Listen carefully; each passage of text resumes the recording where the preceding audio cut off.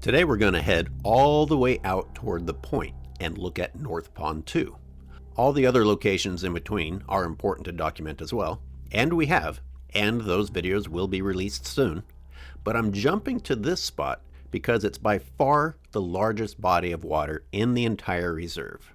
It's also close to a hiking trail, so hikers who don't understand the situation might be tempted to see this water and think, oh, everything's okay. And thus one that gets photographed and mentioned a lot. In fact, it's the only one that can be seen with the naked eye without walking right up on top of the water source and stooping down to the ground to see if in fact there is some water or just mud.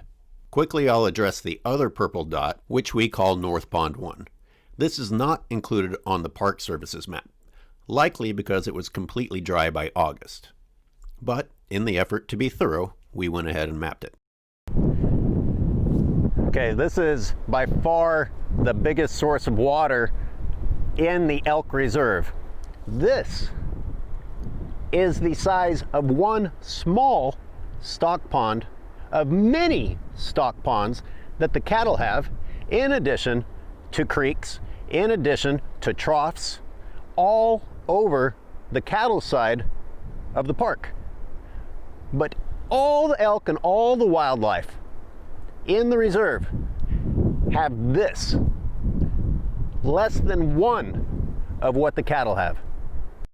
A symptom of being disconnected with nature is a lack of appreciation for the complexities of surviving in the wild, especially in challenging conditions.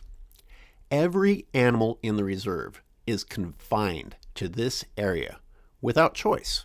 It's not like these are people who have agreed to move into a housing complex and share whatever space and resources that it says they have to agree to on a contract.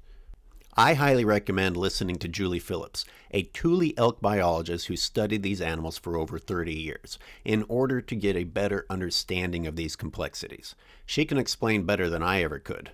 But before you watch her video, I want to provide some questions to be in the back of your mind. Do you think every elk in the reserve belongs to the same social group? Do they all share and interact without issues?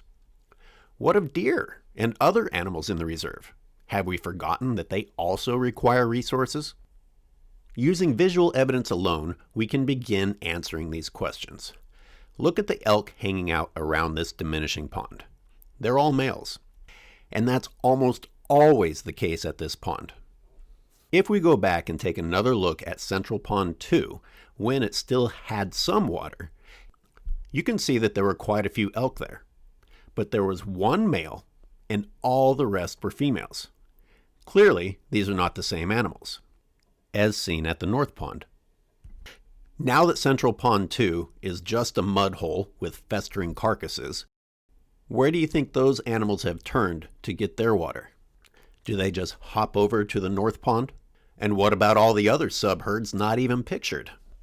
Remember, there are somewhere over 500 in the captive area.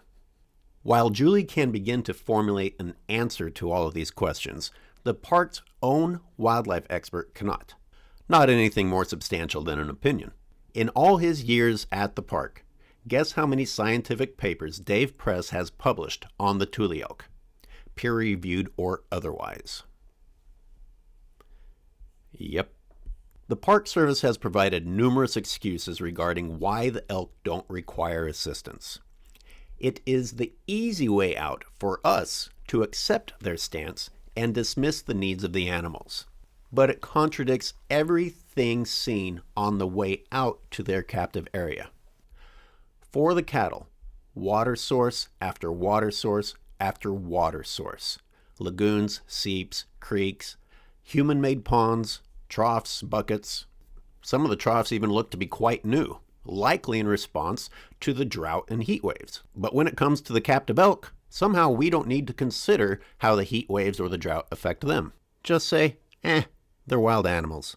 Wild captive animals. We don't need to consider that Thule elk require around 8 gallons of water per day in normal conditions, much less heat wave conditions.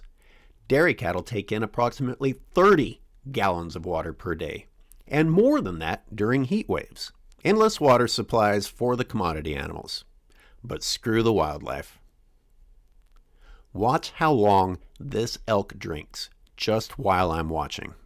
Do you think that sort of water consumption can be accomplished from a mud pit? Do you not wonder if the attempt to achieve 8 gallons of water per day from water sources that look like this don't have health consequences?